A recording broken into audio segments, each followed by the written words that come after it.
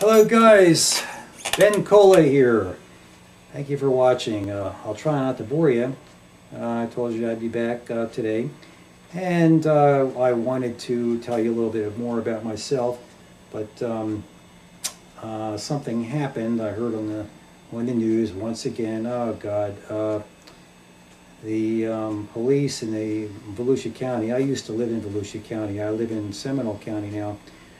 But in Volusia County, the police were serving a warrant, and you probably heard this on the news too, unless it was censored or something, but the Volusia County police deputy was serving, I guess the whole SWAT team was serving a warrant on a guy because I think he had some marijuana, and he was a pizza delivery guy, and he didn't have any history of violence or anything like that. No history of violence. They haven't found any weapon in his house, so they battered his door. I guess he came to the door to answer while they were battering the door down.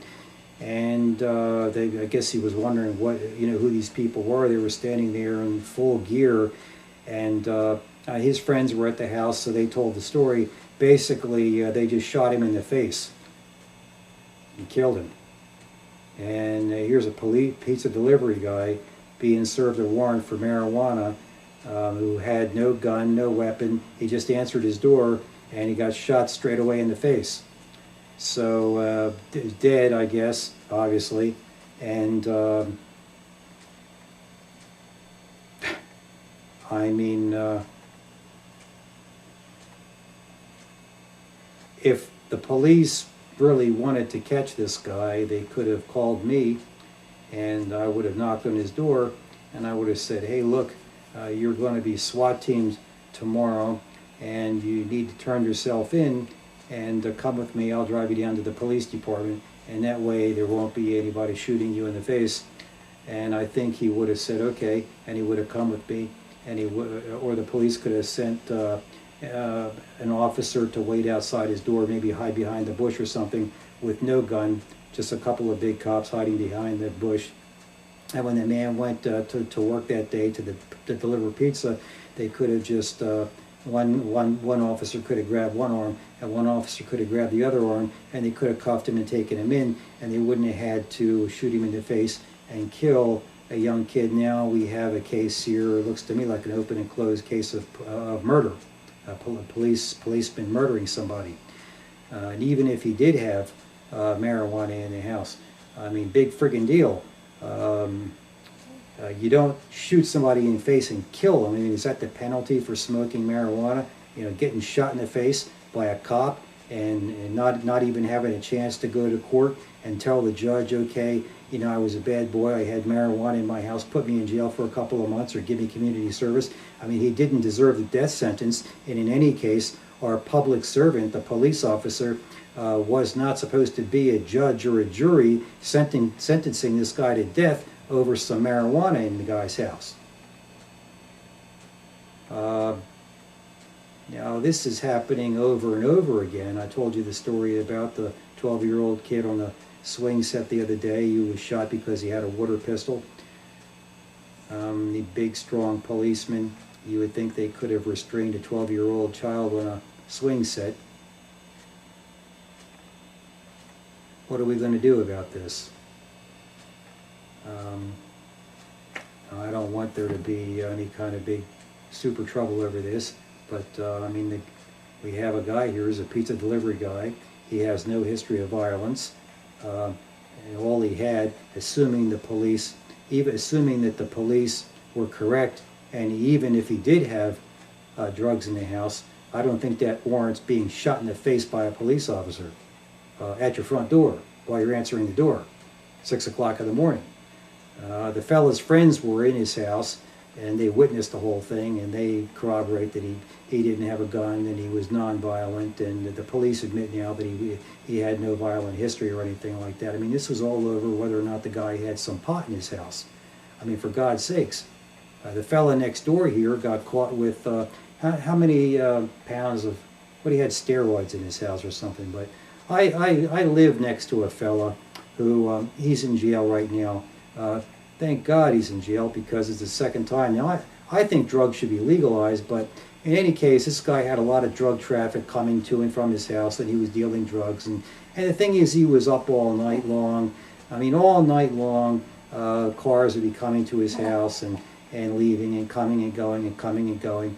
And they were young kids, and they had college stickers on their car, and young girls that had college stickers on their car, young boys, teenagers had college stickers on their car, parking tickets, parking permit tickets for the local colleges here.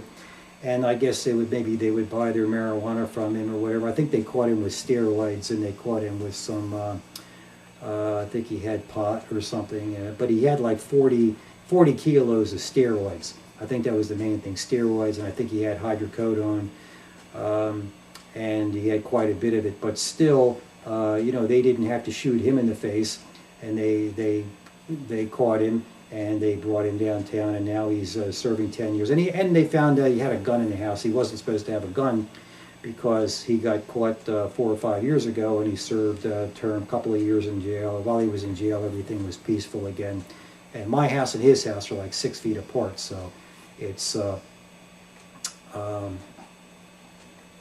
trust me, you don't want to live next to a drug house. But on the other hand, if drugs were legal, you could sell them at the pharmacy, and you could cut out the middleman, and you wouldn't have the local traffic in the neighborhood. I tried to, I wasn't really particularly friendly with this guy. I waved to him because I didn't want to be robbed by him, and had no business with him. But I didn't want him to burglarize me. Like I said, my house was burglarized 4 times in 10 years. So I always suspected that maybe it was either him, because he could come and go, jump over the back fence. We have a fence between our houses, and he could jump over the fence, and then that would put him in a private area behind my house, and it would give him as much time as he needed to break through my door and come in the back door, and then he could take all the contents of my home out and throw them over the fence and then put them in his house, and no one would know where the contents were. And the police would come and say, well, how could so many things be gone with nobody seeing? Well, I mean, it could have been him, but it could have also been the people that were coming to buy the drugs. Maybe somebody, maybe he let somebody use his house. Maybe he didn't want to rob me, but maybe somebody else, or somebody robbed me. But I never made an insurance claim, because it was always $3,000 here, or $2,000, or $4,000, or $5,000. So I never made an insurance claim. Until the last one in 2010 was about $40,000 or $50,000 worth of stuff, and I made a claim. I had to. I just didn't have our businesses. We had problems with the businesses, as I told you before, and we didn't have the money to pay the $50,000 to replace all the high-power computers we had. Now, it's funny. Maybe this wasn't him. I was thinking about running for political office, and all of my computers, my HP Media Centers, the high-power computers were stolen, and believe it or not, all my fine clothes were stolen. I had about 12 suits, my best suits that were in plastic bags. They were all stolen. This wasn't one of the fine suits that was stolen. It was one that was in another room that wasn't stolen, but some of the suits that you see me wearing here actually belong to a friend of mine, and he's a little smaller than me, and these suits don't fit. And they're not mine because our insurance company went bankrupt, and we put the $50,000 claim in, and the insurance company declared bankruptcy after saying they didn't want to pay and questioning me, and so. I mean, so the bottom line is it kind of set back my political ambitions, because I didn't have any suit to wear. I didn't have any computer to go on the internet, because everything was all stolen. I didn't get a computer back until last year. I had to buy a used computer because I didn't have any insurance, and my savings were ripped because of what happened in business. So my political career is, if I'm going to have one, got off to a late start. Maybe even politics has something to do with it. Maybe somebody heard that I was interested in running for office, and maybe they tried to shut me down. I was the president of my homeowners association for 2 years, but that didn't mean anything. It wasn't a paying position. But anyway, what are we going to do about these police that just seem like they're out of control? I mean, I get along very well with my local police. I can't imagine them coming in my door and just shooting me. We don't like illegal drugs, but this particular guy wasn't particularly, I mean, he wasn't an evil guy. I mean, the police, the big strong police, should have been able to restrain him. They should have be able to come in and say, you're under arrest, taking him away. And now that he's dead, I mean, you can't even question the guy. It's kind of like Osama bin Laden.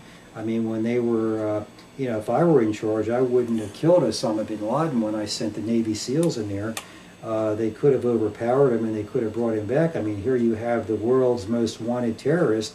Why would you just shoot him on sight when you could debrief him and question him? I mean, they're waterboarding these guys that are low down the totem pole. I mean, they probably don't know much of anything, but here finally, Osama bin Laden, you finally catch the top guy. Why would you want to kill him? I mean, he should know what all the future plans are. You want to bring the top guy back for questioning. You don't want to kill him. And they certainly could have brought him back alive. They had the whole Navy there to capture him. But instead they killed him. So now they can't question Osama bin Laden. He's dead. Assuming you believe the story. I mean, I have no reason not to believe the Navy. I trust my Navy. That's one thing, I trust the Navy. You know, if they say they killed him, I guess they did. But I think if I could have captured him alive, I would have done so. Even if it put the soldiers at a little more risk, I think capturing the most wanted terrorist in the whole world, who might know something about a future attack that may involve, God forbid, a gigantic weapon of some sort, and if anybody would know about it, it would be the top terrorist guy. So that's just the way I feel about it. I mean, this whole theory that the police have to over some marijuana, or even if you were selling hard drugs, I mean, by not capturing the guy and being able to question him and debriefing him, you're losing the ability to investigate further, to find out where he got the drugs, and then circle this whole thing back. That said, I believe that the guy had a constitutional right to take any kind of drug he wanted. The war on drugs is a complete failure, as evidenced once again by a poor fella who is smoking marijuana, which, by the way, the GOP in the state of Florida right now, the session is in session, and they're pushing through legalizing marijuana. So I believe that one way or another, marijuana is going to be legal in the state of Florida. Anyway, it's legal in Washington now. It just managed to pass in Washington. And also, people are allowed to carry guns around in Washington now. The judge there said, look, after arguing about this for some 10 years, I finally have come to the conclusion that no one in 10 years of litigating has made an argument that supersedes the Constitution. And so I don't see any legitimate reason for not allowing people to own a gun and to actually bear a gun. Now, bear a gun means to carry the gun around. So in Washington, D.C., you're allowed to have a gun. You're allowed to smoke marijuana. You know, maybe our politicians will smoke marijuana. I don't know if it's going to make them any smarter. I kind of doubt it. Maybe it'll mellow them out a little bit, and maybe they'll stop wars all over the world. If they smoke marijuana, it will mellow them out a little bit. But I think we need to go, like I said, I stick to my guns on this. We need to go back to basics, folks. And I wanted to remind you that when I came to Florida, I had to go back to school. My insurance license was no good in Florida because it was an out-of-state license. My real estate broker's license was no good. There was nothing I could do to make substantial money in a substantial job. I couldn't just reopen my offices here, the same offices that I had in New Jersey.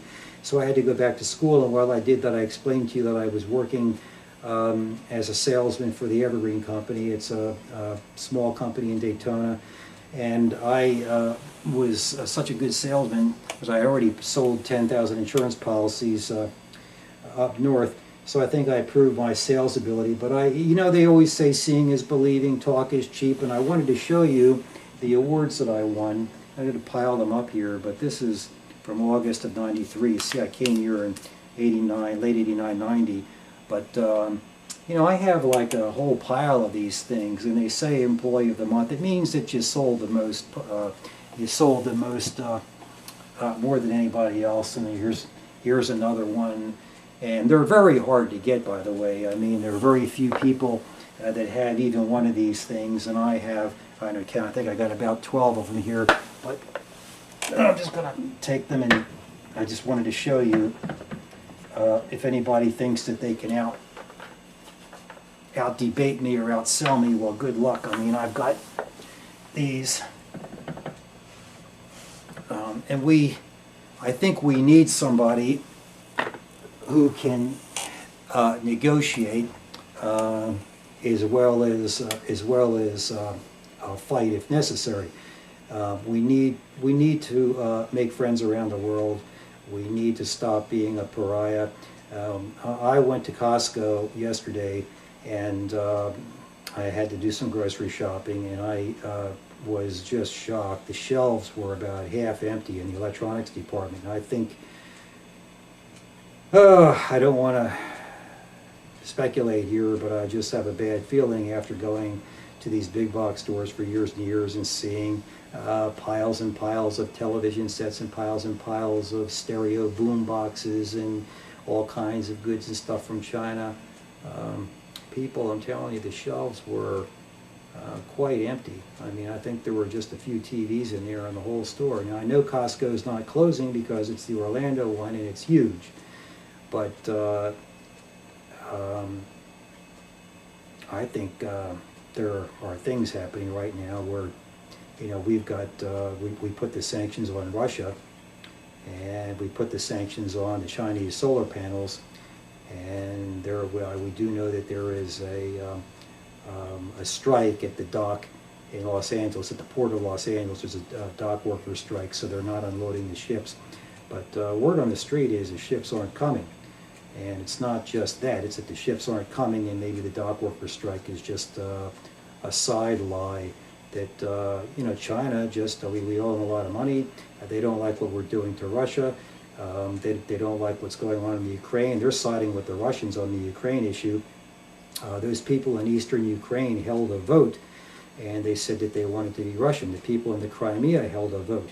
And incidentally, the Crimea has a long-term lease on it, like a 20, 30, 40-year lease. It's a long-term lease, and that's where the Soviets have had their warm water port, and they had advance paid the lease. So, I mean, what's the difference if they lease the place and they have the right to be there under a lease, or the people there like the Russians more than they like the Ukrainians for whatever reason, and the reason doesn't matter, but they decide to have a vote, and 98% of the East Ukrainians are saying, look, we'd rather belong to Russia, and we'd rather come back under the Russian Federation. Now, you have to remember that when I was in school, and I was taught the real history of the world, not maybe the history that they might be teaching now under the lies, but we were always told that Ukraine was part of the Soviet Union, and it was what they called the breadbasket of the Soviet Union. So it was a very important part of the Soviet Union.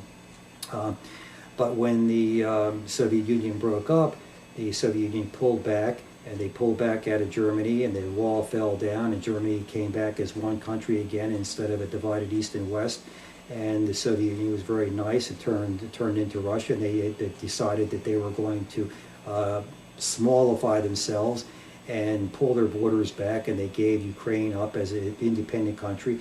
And they were promised, not in writing, but they were promised, and I didn't write all the names down here, but they were promised verbally that the rest of the world, if they were to pull out of the Ukraine, that the European Union wouldn't put NATO in there, and the European Union wouldn't move its guns and cannons and missiles in there and aim them, or even get close to the border, thus threatening Russia. Remember when the wall dropped, and Reagan was so happy, and we were all happy that the Cold War was coming to an end.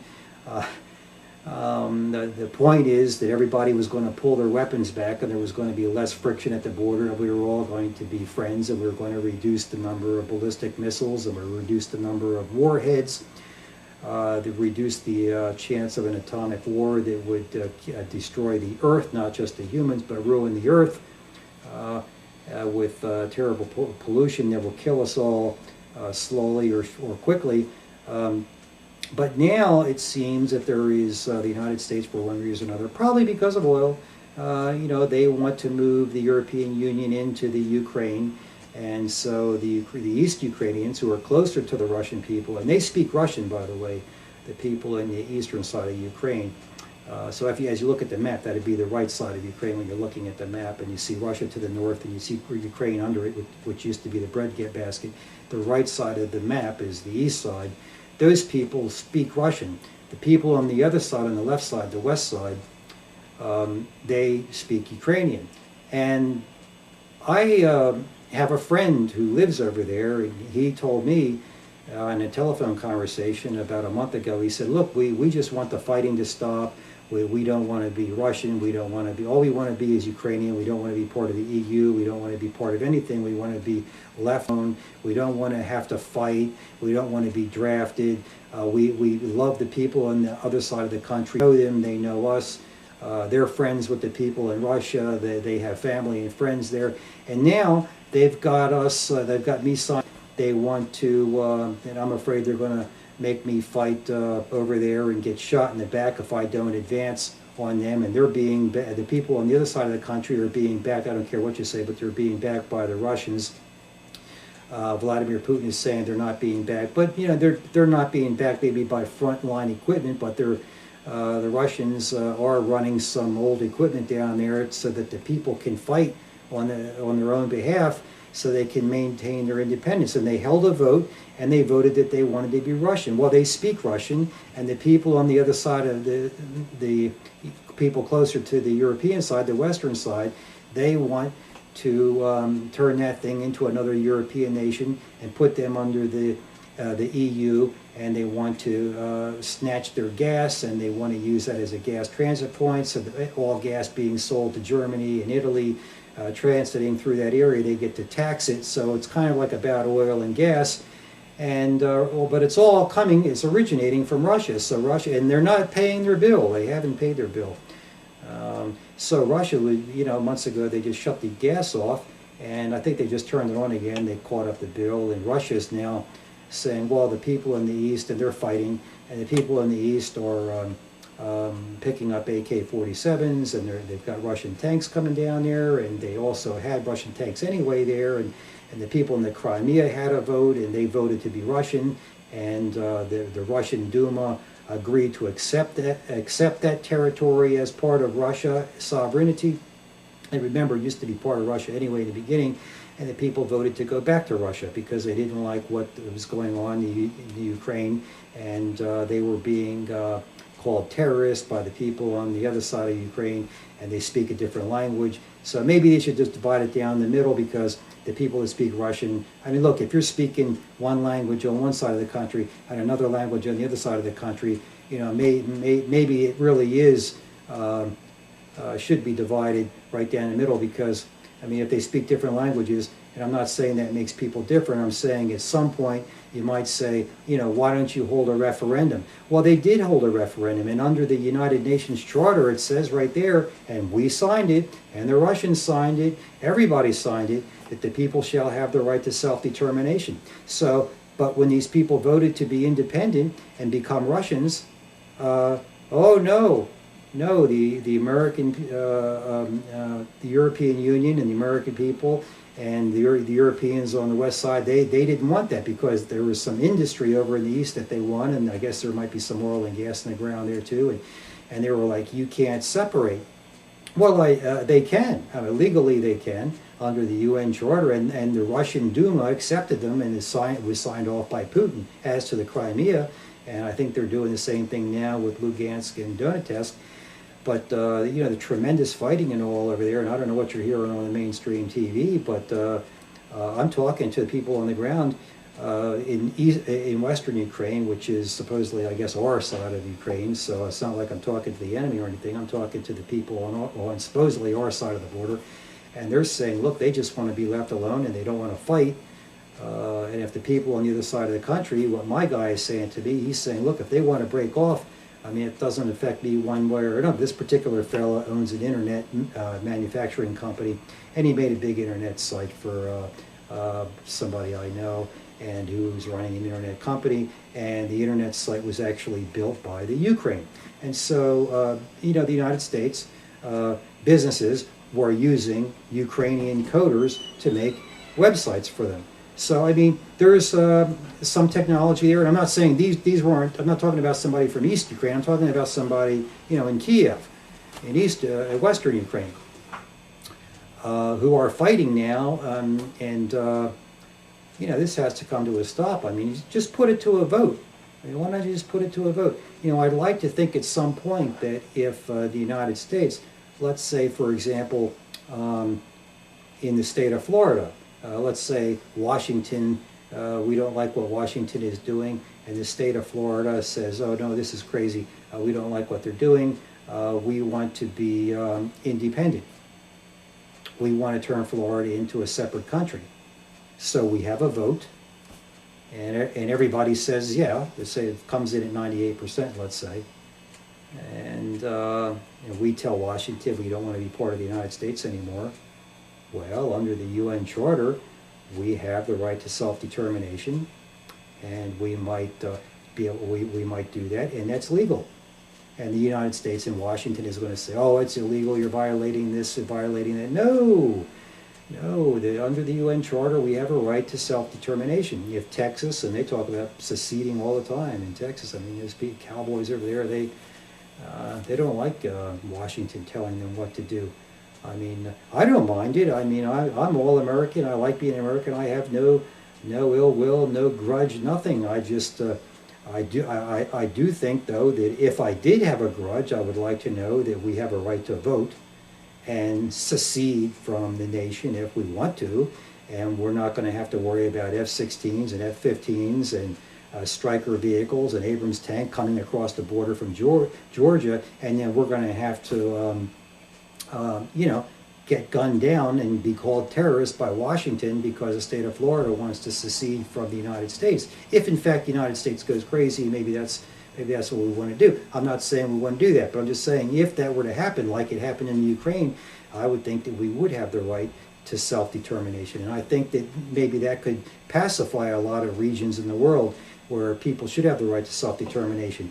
And the idea that you're going to have a centralized government where you have a new world order. I mean, when the Bushes and I guess even before that, presidents said someday there's going to be a new world order. Bush 1 said that, and followed by Bush 2. Someday there'll be a new world order. I mean, on the face of it, it sounds like a good idea. Maybe we're going to have some new rights and everything. But the fact is, you know, if this new world order is going to be, you know, one or two maniacs telling the rest of the world, I own all your oil, I own all your riches, any money you borrow, you're going to have to borrow it from me, and you're going to have to pay it back at high interest, and meanwhile I'm going to run a printing press and print it off for free, and then I'm going to give myself all the money, and I'm not going to have to pay it back, but I'm going to keep the money myself because I run the printing press. I mean, at some point they might do things like that, or do things like the police department just shooting people and running amok, or violating the constitutional rights and listening in on everybody's conversations, that the government might do so many things to breach the Constitution that the people might reach a point where they're fed up, and they might say they want to secede, and or they want to throw out. What they really need to do is they need to just vote out any of the old guard. They need to vote out anybody who's been in power, including their friends and their family, because otherwise they're going to just raise money, and money talks around here, unfortunately, and you need to put somebody new in there who hasn't been in politics before, who believes in the Constitution. And I believe in what the Evergreen Company says, that look, when there's a problem, you need to reboot, and you need to go back to basics. And back to basics, to me, is the U.S. Constitution. And we have so many instances on the books. I mean, the more I check this out on the internet, I'm seeing we have law after local ordinance after law, and behavior of officials. Well, they're not officials as far as I'm concerned, they're servants, but where these guys are just not representing the people properly, and they're passing laws that are unconstitutional. And you're not allowed to pass a law that's unconstitutional. If you do, the law is null and void. So if you arrest somebody and then you move them to, now we're finding out they've got a black site in Chicago. I mean, what the hell? What do you mean a secret site? I mean, Is this going to be like a Nazi-like Auschwitz? I mean, are they gassing people in Chicago? There's a secret site where they're going to take belligerents. Don't call me a belligerent. I mean, just because I'm telling you like it is. I follow the laws. I'm not belligerent, but I'm just saying what I see. Looks to me like they're passing another law now that says that they want to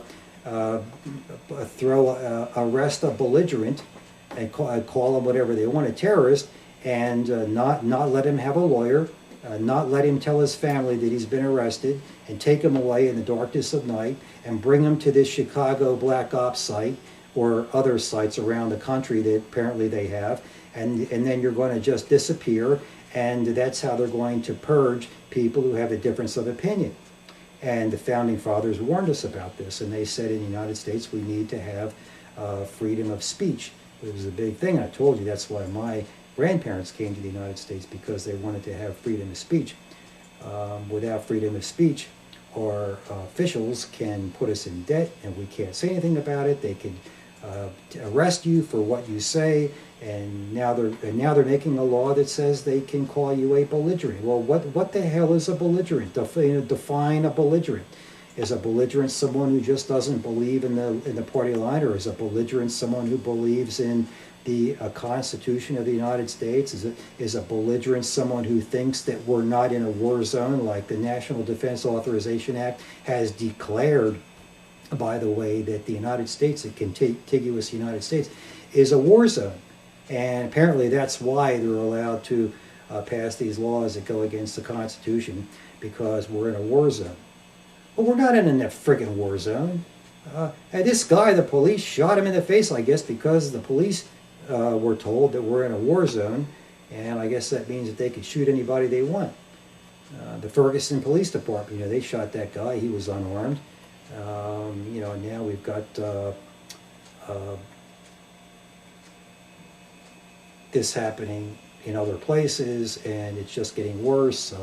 On my way home from this store last night, I told you I listened to NPR, and there was a report on NPR just yesterday that the number of police killings in the United States is 2 times what the reported level is, because there's no central database that when the police kill somebody, that they don't have to report this to anybody. So there's nobody keeping tabs on how many people the police kill. Oddly enough, this guy who shot and killed the pizza delivery guy, they put him on like an administrative leave or something. To me, an administrative leave is just, the guy doesn't have to come to work, he could go fishing, and he's still getting paid. So, what kind of punishment is that for shooting somebody in the face who doesn't have a gun? I think that the police get paid to take the first shot, to receive the first shot. And until they receive fire, they cannot shoot anybody. They cannot shoot anybody unless the person is shooting at them first and actually pulled the trigger and shot at them. They have body armor. If they knew they were going after this guy and he wasn't dangerous, why didn't they just put a deputy behind his automobile, and when he went to work to deliver pizzas that afternoon, they could have just popped out from behind his car, and without pointing a gun on him, they got one of the big, strong deputies, the big deputies that take steroids, probably illegally, who have big, giant muscles. They could have just grabbed him and put handcuffs on him and taken him in. And then they could have asked him, hey, where'd you get your pot? Where's it coming from? And then they could have caught more criminals who are, as far as I'm concerned, I don't think they're criminals, it's just pot, but I think that it should be legal. But now they killed the guy, so now, he's dead anyway, so as far as I'm concerned, the fellow was unarmed, and it's the police duty to preserve and protect, and they are supposed to use minimal force to make the arrest. Minimal force. Not shoot somebody in the face with an M16 at the front door when he's wearing his underwear. He's wearing his underwear. That's what his friend said. He couldn't have been hiding a gun. He was wearing his underwear. He had a t-shirt on. So I wonder what God is going to say to this deputy when he passes away of old age, if he isn't put to some kind of penalty for murder. what would Jesus say, or what would God say if this police officer who shot this fella in the face say when he's knocking on heaven's door and he's saying, "Let me in. I was only doing what I was told." Oh, were you doing what you were told? You don't have a mind of your own? How did you get that high-paying deputy job with all those benefits? I don't have any health benefits. I have to pay for seeing the doctor on my own. My wife has to pay to see the doctor on her own. It's funny because then even after she pays to see the doctor on her own, and she tries to fill her own medicine, and they still haven't filled her medicine, and she's moaning every night. We're fixing to start filing some lawsuits here. We're closer than ever now, I told you. We're going to fix these drug laws, just completely out of hand. Called the DEA again. They said that there is a genuine shortage of pain medication. If there's a shortage of pain medication, perhaps that's the same reason that there's a shortage of television sets at Costco. Because my doctor told me that the medicine is all being made in China and India, even though these are American companies. So maybe the Chinese are angry at us. They say they back the Russians, and the United States is pulling their navy around China to contain it. I don't know what they're trying to contain it from. I don't think that they ever made any motions to attack us, and I know that they have the dispute with Japan over some small island, de minimis islands over there. Maybe they could reach some kind of agreement, sharing agreement or whatever. I mean, if I were Japan, I would just say, look, if you need the islands that bad, take them. I mean, they're not really worth all that much, but the Chinese are building a big airstrip there now. Now that puts the Chinese closer to, I mean, we done pissed them off so much that they view us as a threat. And all these years going by, they never viewed us as a threat, and so they never started building these weapons. And the truth is, folks, I'm telling you, if we piss off the Chinese too much, they're going to be building the equivalent of an F-35 fighter jet, or even just an F-16 for $1 million a piece instead of $20 million a piece or $30 million a piece. They're going to be building them for $1 million a piece. And if we ever get into a brawl with them, they're going to swarm us with so many aircraft that we're not going to be able to shoot them all down. And frankly, I like the idea of being friendly with the Chinese, and they manufacture a lot of goods that I buy. I mean, I think the computer that I'm using and this video camera is made in Japan.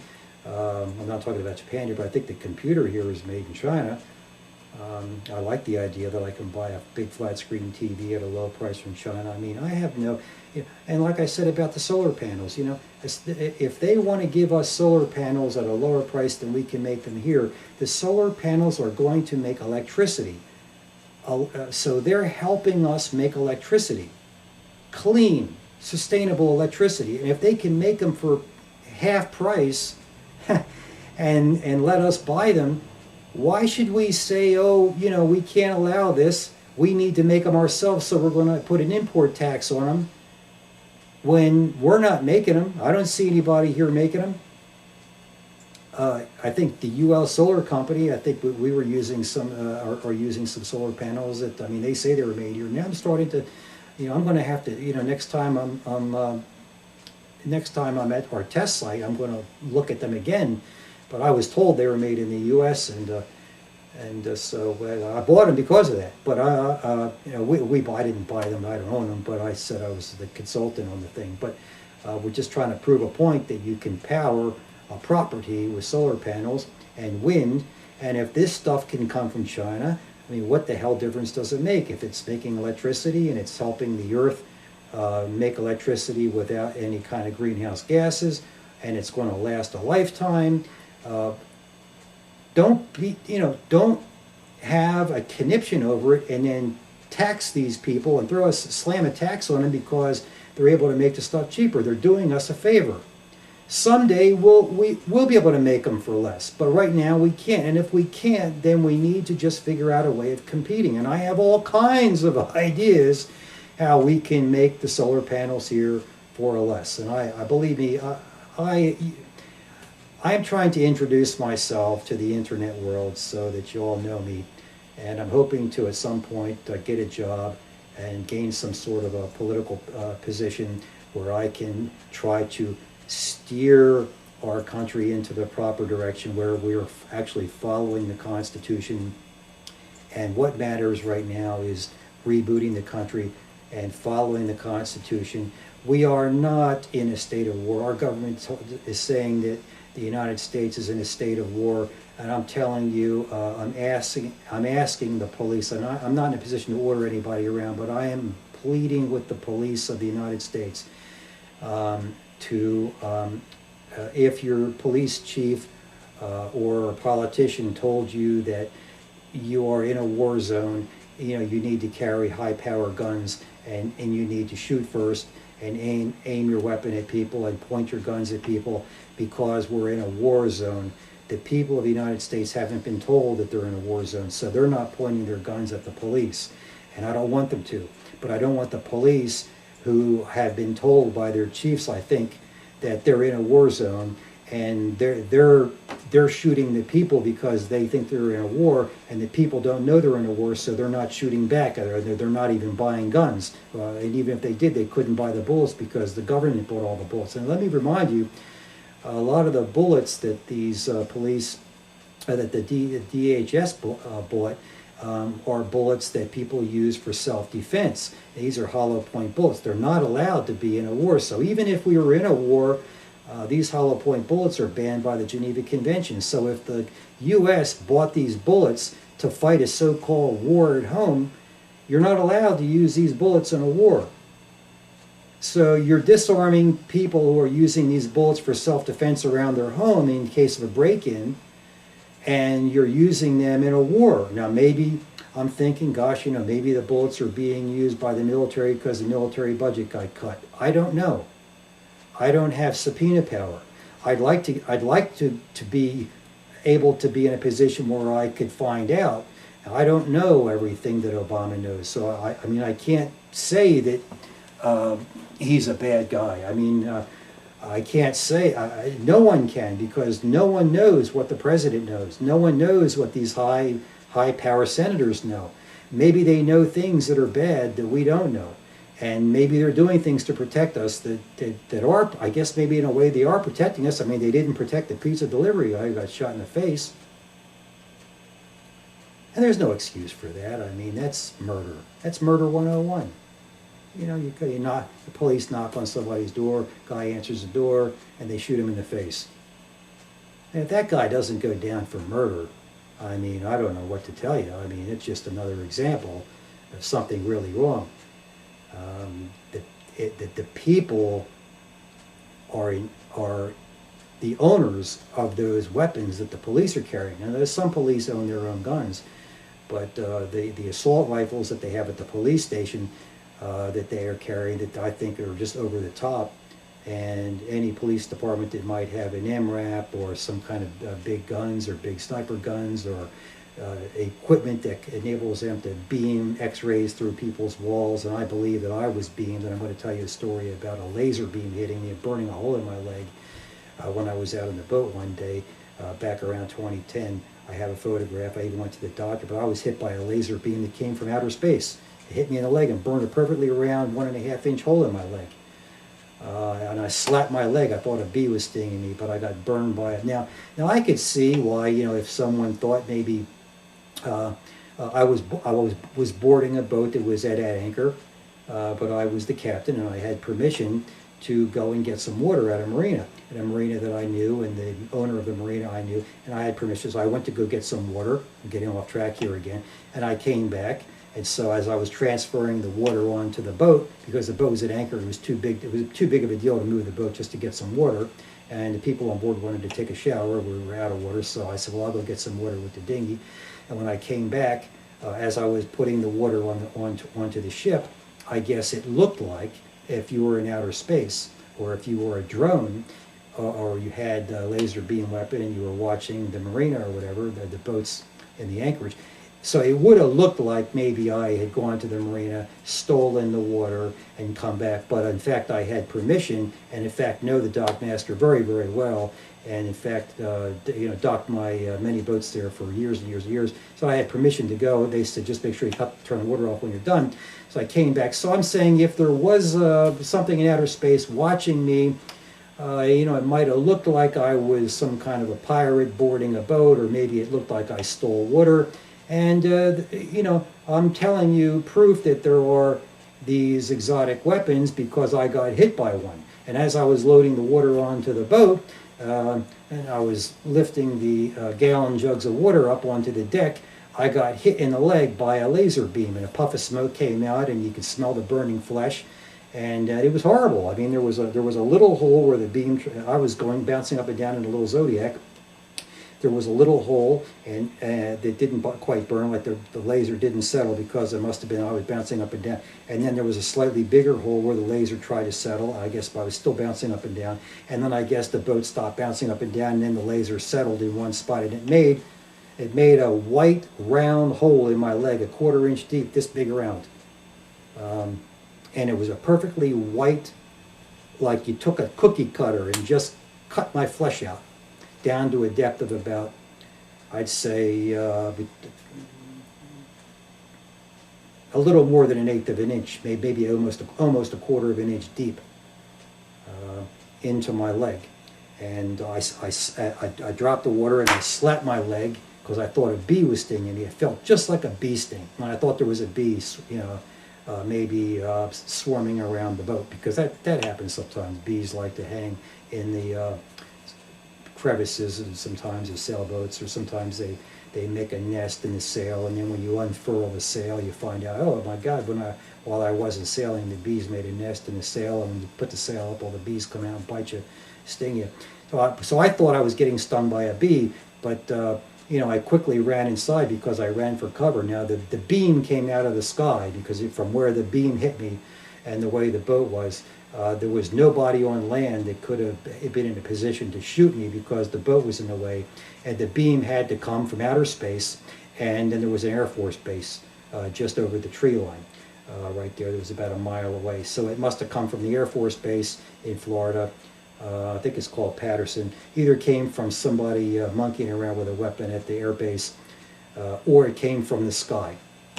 But I'm telling you, folks, I mean, if it had hit me in the face, it could have burned my eyes out. Now, I have corneas in both of my eyes, so maybe I've been beamed. I know at nighttime, sometimes I felt my house is in a position where there's a bend in the road, so the police could sit down the road, and if they're radaring the road, the radar beam, the X-rays, the beams come down the road, and they go right through my wall. And now we're finding out that they can use a more powerful version of a radar and look through your wall and into your home.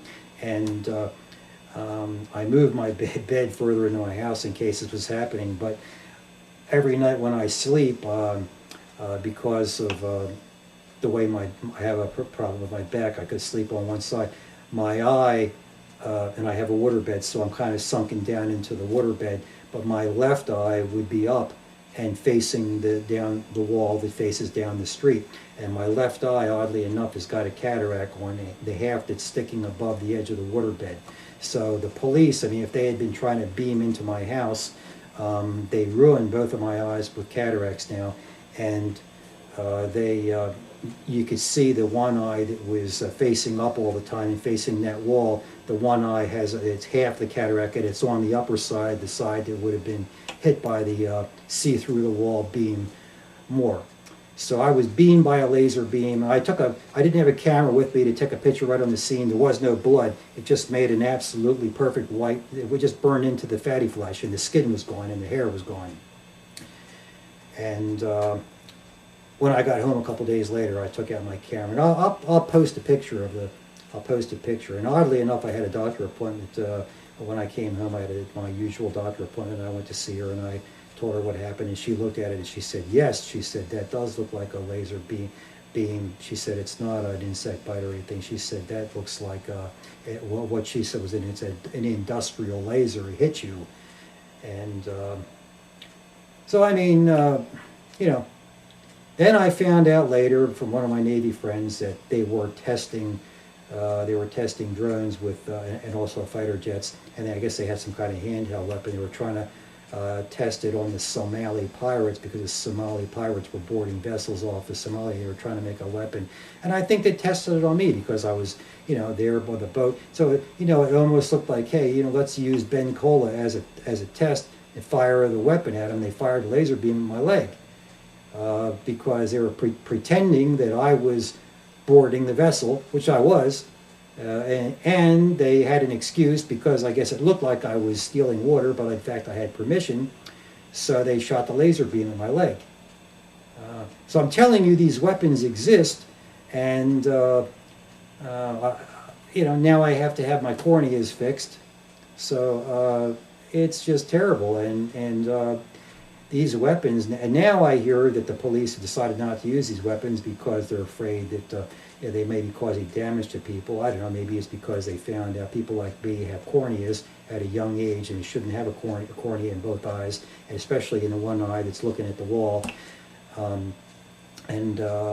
Maybe they consider me to be a belligerent. I mean, I always have spoken up about the Constitution, and I don't break the law. I follow the law whether or not I think it's constitutional or not, because until I get it repealed, or as far as I'm concerned, it's the law. And I've never been arrested and for anything. I've never been arrested and let loose. I've never been arrested and charged. I've never been arrested for anything. And I'm 60 years old, so I'm a pretty honest guy. I'm a very honest guy. I mean, pretty honest. I mean, I tell it like it is.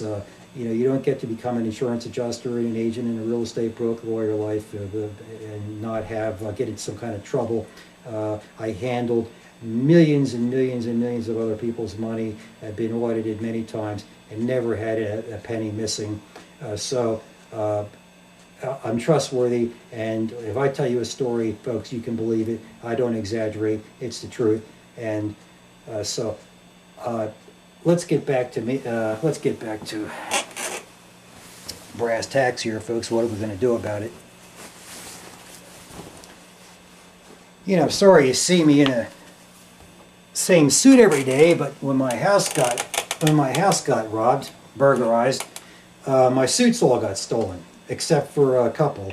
I was keeping most of my suits in one room, and then I had so many suits, and I had all my fine suits were being kept in the bags. When you buy a nice suit, they fit it to you, and they cut the shoulders and they cut the sides in, and they cut the pants and everything, and so I had many suits made, and a lot of them weren't new, but they still fit me perfectly, and they're expensive suits, and whether they were brand new or old, I had newer ones and older ones, but they were very fine suits, and they looked great on me. And the thieves stole all my computers, media. They stole the camera, and so it cut me off from showing you all the movies I'm going to show you, which I finally was able to, with my own money, buy a camera that would translate the videos I took over the last 10 years. So we're going to be putting those on the air to say I'm going to show you more about who I am through the videos I had, which were untranslatable without getting this camera.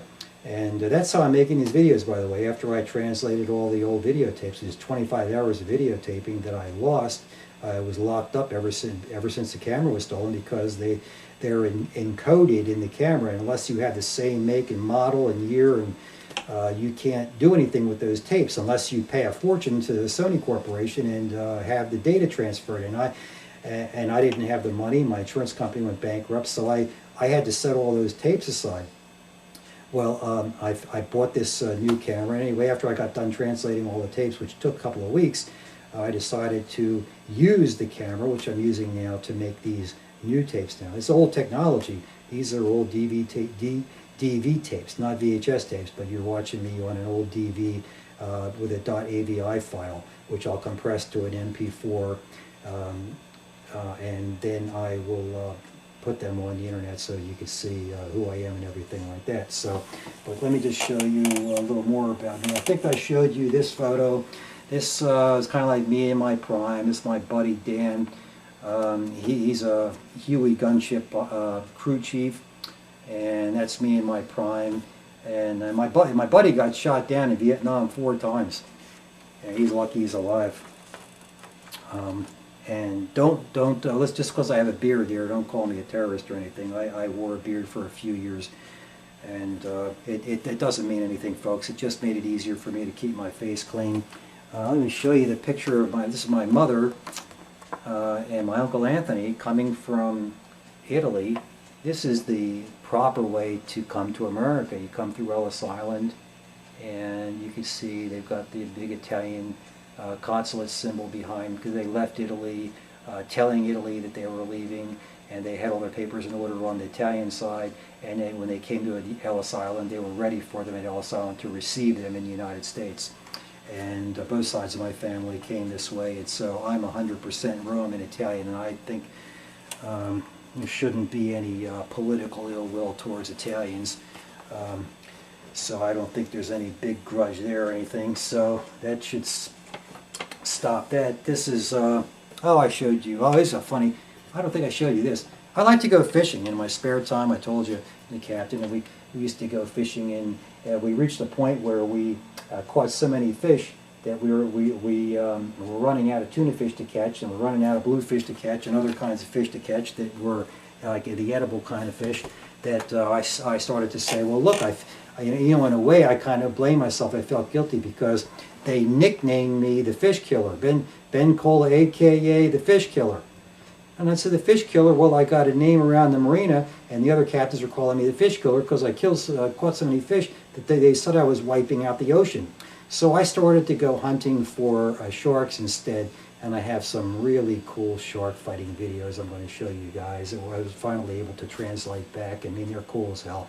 And you'll see where we caught some big sharks. We actually hooked onto a shark that was bigger than the boat, a 28-foot great white.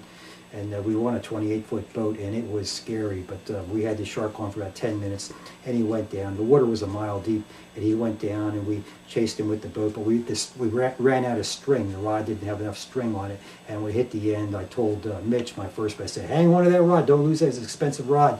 And when the fish went down, the great white, he hit the end of the string, and my friend I told him to hold it. He just held it so tight to let the string snap, and the great white just swam away. But we all saw the great white for 5 minutes before he bit the hook.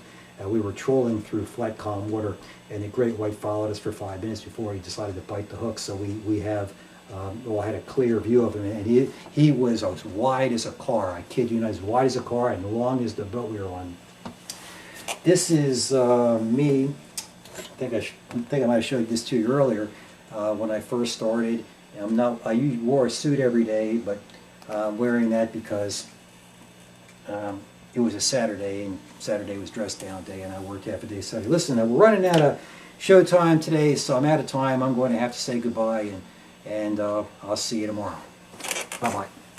Thanks for watching.